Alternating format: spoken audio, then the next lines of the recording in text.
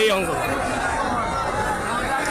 আলহামদুলিল্লাহ সাথীরা যথেষ্ট পরিমাণ আসতেছে, সারা বাংলাদেশ থেকে সাথীরা আসতেছে, প্রচুর সাথী আলহামদুলিল্লাহ আল্লাহ তাআলা জড়ো করে দিয়েছে একসাথে।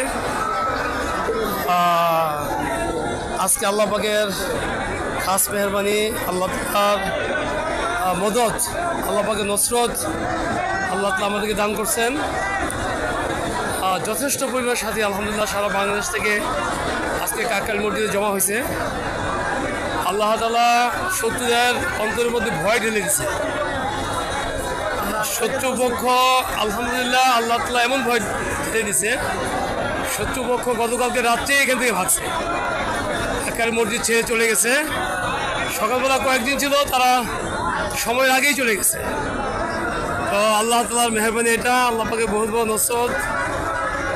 আল্লাহ তাআলার নসরত আমাদের সাথে সবসময় থাকে, এই জন্য আল্লাহ তাআলার সাহায্য আমাদেরকে নিয়ে কাজ করতে হবে।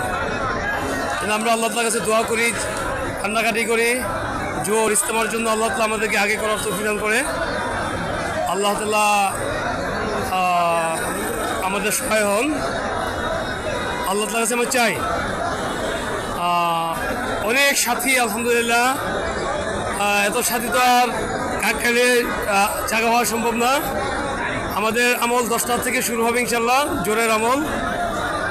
আর 12টার পরপরই ইনশাল্লাহ আউয়ালুক্ত আমাদের জুমার নামাজ হয়ে যাবে, এরপর ইনশাল্লাহ দোয়া হবে। দোয়ার পরে আজকে আমাদের মজবা শেষ হবে।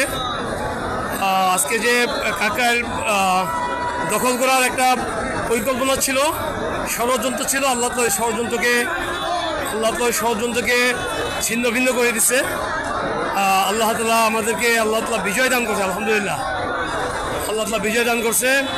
সাথীতে আসতেছে আলহামদুলিল্লাহ, মাত্র আসার সাথে শুরু, আসতে থাকবে একদম মজমা শুরু হওয়া পর্যন্ত।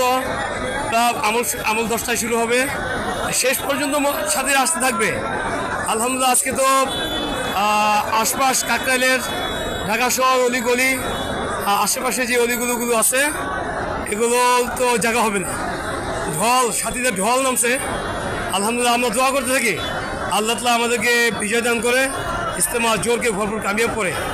আসসালামু আলাইকুম ওয়া রাহমাতুল্লাহ।